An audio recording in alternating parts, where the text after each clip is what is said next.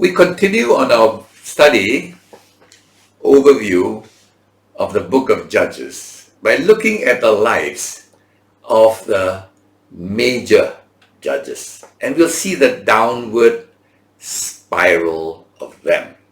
In the first part of chapter 3, there's a judge called Othniel, not terribly well known, and he was raised up to overcome the oppression by the Mesopotamian king. Now, not much is said of his life, but obviously it appears that he did a good job, and we would rate him as a pretty good judge. Then the second part of chapter 3, we have another interesting character called Ehud. Ehud was raised up when Israel went through terrible oppression from the king of Moab. Now they had taxed the children of Israel so much, they couldn't bear it anymore. So Ehud pretended to go up to bring the tribute or the taxes to the king. And he was a left-hander. This is just a little side story. So he strapped his sword on his right thigh. So when, as a left hand, he put it on the right thigh. Normally you won't be threatened when a guy's left hand is moving because most people are right-handers, So the king who saw Ehud putting his left hand, maybe he was taking money out of, because if you were normally with a sword, you take your right hand, but he didn't. So he was a left-hander, and then he took his sword out, and the king was caught unawares. He stabbed the king, right? So this guy Ehud delivered Israel from the Moabites. Okay, pretty good judge, no bad things about him. Then the next one, Deborah. We all know about Deborah. She was like a heroine. She was called a prophetess, and she delivered Israel with a general. Okay, now the interesting thing about Deborah is that she wrote a very long song. Okay, almost I think it took up a whole chapter in Judges. She was called a prophetess. Interestingly enough, the prophetess is quite a common title among the Israelites. Women who could bring forth truth, to bring forth truth, right? To tell truth, not to foretell, not to tell about the future. She told about what happened, but she put it in a nice way. She put it in song. The other one we remember quite clearly was Miriam, right? Sister of Moses. When they crossed the Red Sea, she wrote a beautiful song about the victory over the Egyptian army. And as for Deborah, she wrote about a victory over their enemies. Okay, so they taught by song, and it's a beautiful way to teach truth. I was in the Middle East last year, and I realized that a lot of their doctrines are learned by song. It was like, oh, I didn't realize for us doctrines is like very scholarly, we actually take notes and all, but they knew a lot of doctrines. This person I was talking to knew a lot about the Bible. I said, do you know this? I mean, did you study this? No, we learned this as a child and in songs. So I went and I heard that a children's Sunday school going on in this church in the Middle East. And why? They were singing songs all the time, right? And the kids were learning. So one way to bring forth truth, to tell truth, is through song. And somehow Deborah could write a beautiful song. Miriam could write a beautiful song. So sometimes you always think studying the Bible is, brain power and all that. But simple thing like hearing the word, singing it out, hearing a song, we can learn a lot of truth. Now, the next judge is Gideon. Now Gideon, you see this, the first three were pretty good. Then Gideon, of course we know his story, how, he lacked faith and all that, but God used him in spite of his lack of faith. His father was a great worshiper of Baal, and then how Gideon, God used him with just 300 men to conquer a vast army. And Gideon did a great job. We know the story, no need to tell. Every Sunday school kid knows this story. But what he did after his victory was he made an ephod, it says. From Genesis 6 to 9, the life of Gideon, he ended up by making an ephod. What is an ephod? An ephod is part of the robes of the high priest. Very elaborate, embroidered robe of the high priest. And I think he meant it as a kind of something good, commemorating the victory. But it ended up that this ephod became a huge idol to the Israelites. Something they could see. And they would go there and worship the ephod. I'm afraid that this happens very commonly today. We make idols of things we can see. Some people, it's their pastor. Wow, he's like, everything the pastor says is okay. It's not, the Bible is not their final authority. The pastor is their final authority. For some, it's their denomination. You can see it, strong, big denomination. Some is their church building, Something that's harmless. It's not wrong to have a good building. It's not wrong to have a good pastor. It's not wrong to have a strong organization. But we can, because it's visible, we look up to that. That's our strength. Our hope is in our pastor. Our hope is in our denomination. Our hope is in our, the strong building, the strong finances we have. Okay? So Gideon probably didn't realize how this in future generations would really destroy the faith of the Israelites. Instead of seeing the unseen God, they saw the ephod. Okay, so Gideon starts this so-called downward trend. Then we have Jephthah, the next guy. Jephthah is more like a gangster. He's like a mafia chief, all right? Tough guy. But he was an amazing military guy. He won amazing victories. But what did he do? He vowed to give a human sacrifice if he won. And in the end, he had to offer up his only child, his only a daughter. You see, his mind now had become so immersed in the Canaanite idea of child sacrifice, human sacrifice. They wanted anything from God, they offered a human sacrifice. And he offered. Except it was his daughter he had to give up. So it reached a stage now, the judges had no idea of the character of their God. Who is Jehovah God? Is he like Baal, wanting a sacrifice? He had no idea already. See this downward spiral. They already, a bit of idolatry, and then now human sacrifice. And then we come to the last of the judges. Whoa, Samson. Every kid knows his story, but not the sex and violence part, right? That's sanitized in Sunday school. But he was a super promiscuous guy. I told you the three sins of the Canaanites, right? Immorality was number one, okay? Injustice and idolatry. And Samson was just as immoral as the Canaanites. For him, it was always looking for women, right? And then he's violent, injustice, using his strength, just doing whatever he wants, and then arrogant. And we know the story. I don't need to tell you the Samson story. You heard it many, many times. But God still used him.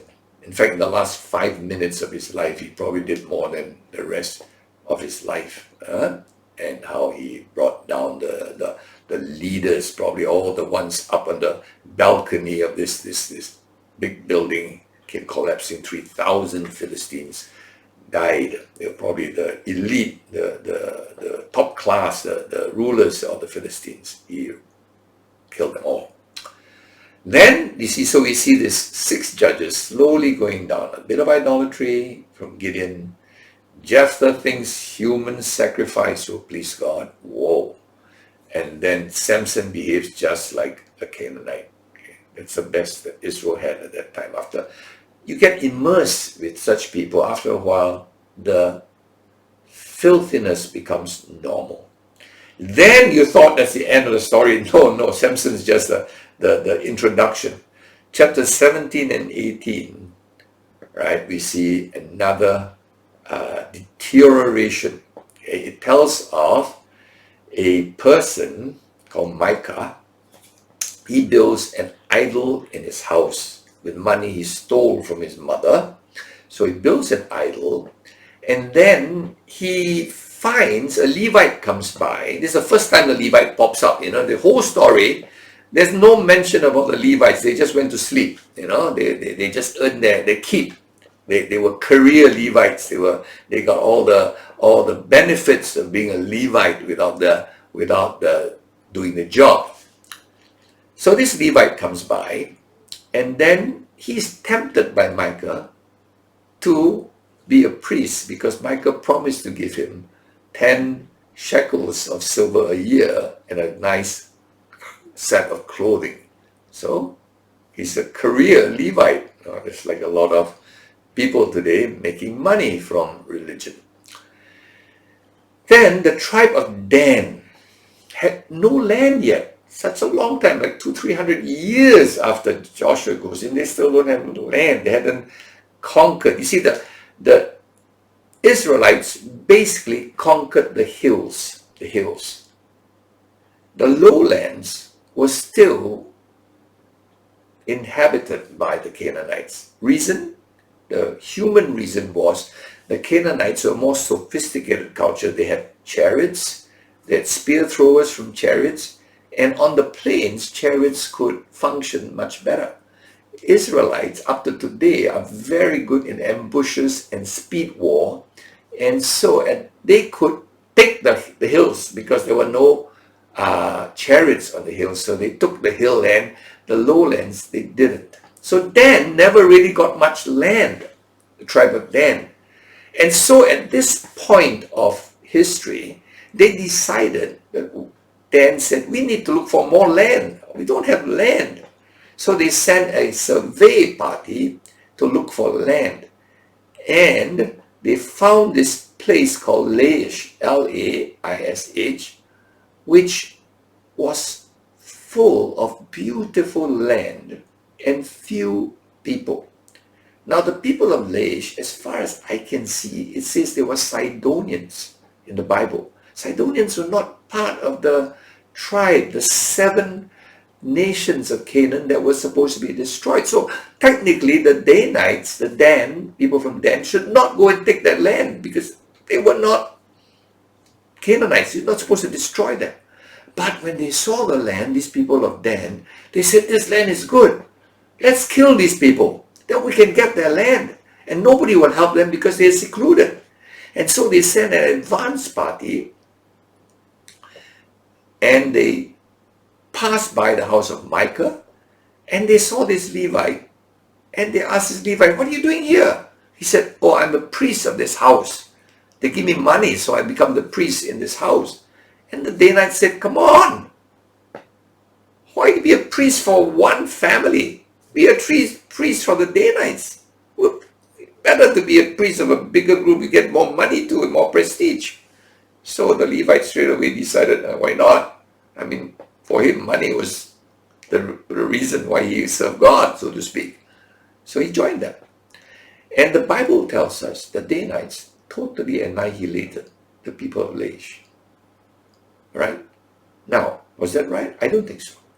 They were not Canaanites. You're not supposed to destroy them. Why do you kill them? This is ethnic cleansing. This is not evil cleansing, right? So, the Bible shows us how the tribe of Dan, remember their sins? Idolatry, They wanted this priest to bring this idol from Micah's house. Now they say, we have an idol and we have a priest. We'll have a victory. So they had idolatry and injustice, killing these innocent people living peaceably by themselves in the hills of the city of Laish. Now the tribe of Dan today is eradicated from the record. If you look at the book of Revelation, the names of the tribes of Israel, Dan is not there. Just as Judah is not there of the 12 apostles, of the 12 tribes, Dan is missing.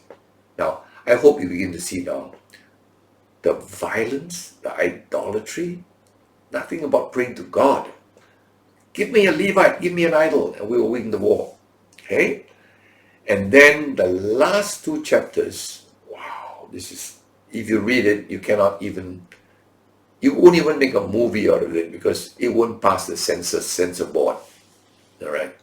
It's like Sodom all over again.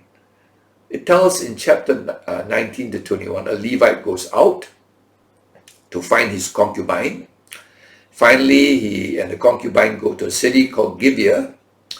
And when they go to the city of Gibeah, the man insists on having sex with a Levite. They shout and tell the owner of the house, bring up the Levite. We want to have sex with him. Well, you don't teach this in Sunday school, right? Men screaming out for another foreigner who came by to have sex with him. And then the owner of the house said, no, don't do that. And finally, they take the concubine of the Levite and they rape her to death. And the next morning, she's found dead at the door of the house. And the Levite takes the body of his concubine and brings it to his place and cuts the body up into 12 pieces. I mean, how do you teach that in Sunday school? I mean, this is like sodomy. This is like you rape a girl to death. I mean, you've heard of rape, gang rape, but to death. And then this guy takes the body of his concubine and chops her up into 12 pieces. I mean, it's like, okay. Now, this is kind of hard to even picture.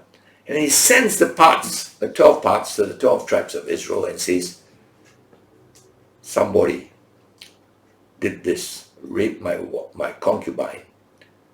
And then the 12 tribes in anger came up and said, this cannot happen. This is too much. This is too much. Even conscience cannot accept you can rape somebody to death. And then, so the Israelites then go to war against the tribe of Benjamin because this sin was committed in the city of Benjamin. It's a long story, but anyway, you can listen to it, you get the story. And so the first civil war takes place. Israelite now almost totally annihilates the tribe of Benjamin. Almost totally, almost disappears. Left a handful of people. And that's why we realize that when we say 10 lost tribes, remember there are 10 lost tribes of Israel. Assyrians took 10. There should be 2 left, right? Should be 2. But the 2 left are called Jews because it's Judah and Benjamin, but Benjamin is so tiny that it almost doesn't feature at all. So the 2 tribes are called Jews today, not Jubens, Judah and Benjamin, no, because Benjamin became such a tiny tribe. The story is here, okay? So I hope you begin to see how they lived among people who took sex as normal, sodomy as normal, taking advantage of weak people and foreigners coming by. You could rape a man because he's from another town. All this is like normal in the land of Canaan. And now it became normal for the Israelites. So I hope you understand when you talk about ethnic cleansing, you see the picture of Sodom, then later you say, oh, but Sodom's gone. No, no, no, no. You see the Benjamites in Gibeah behaving mirror image of the Canaanites. Because the history is not about the Canaanites. You don't see much about the Canaanites. This Bible is a history of the Israelites. But when you see Israelites behaving that way, it was just a mirror image of the Canaanites. Okay? So, we see now Israel had come one big circle.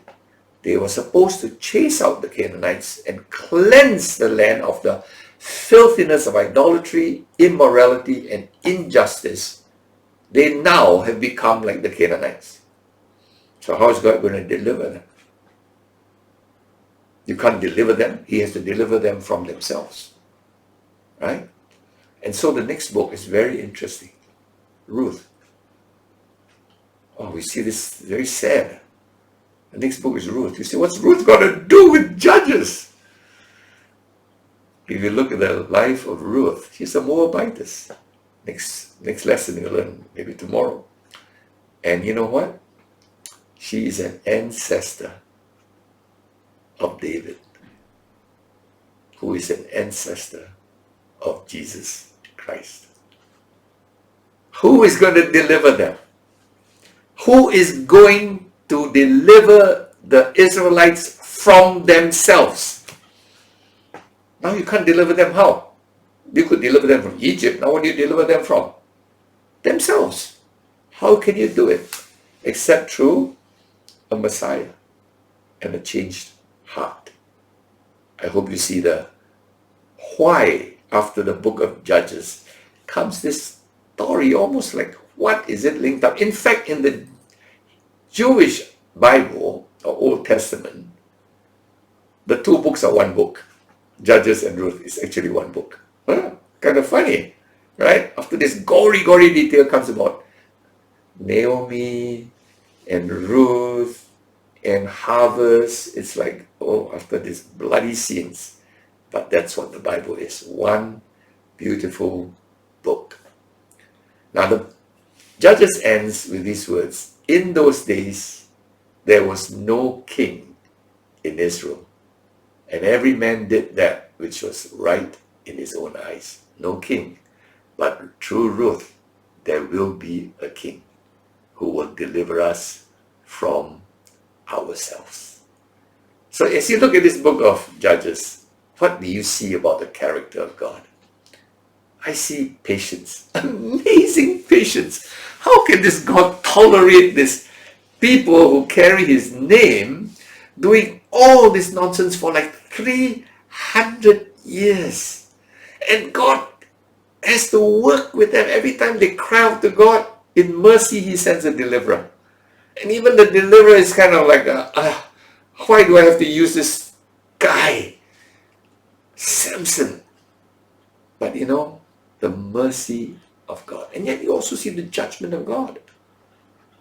Wow, the balance. That's the purpose of studying this book. Know your God. He hates sin, but he loves us. He will deal strongly with sin, but he will deal patiently with us. What a God. And so we see the gospel thread. We see the character of God. Studying Judges is not about studying so much the character of Samson. Nothing wrong. I mean, you can study and you learn, the case studies, how you can be better than, say, Gideon and don't make the mistakes. There's nothing wrong with that. But the focus is to see God, see the beauty of this book of Judges. So the next book is Ruth, quite a change, but then still the one connected, beautiful book. God bless you.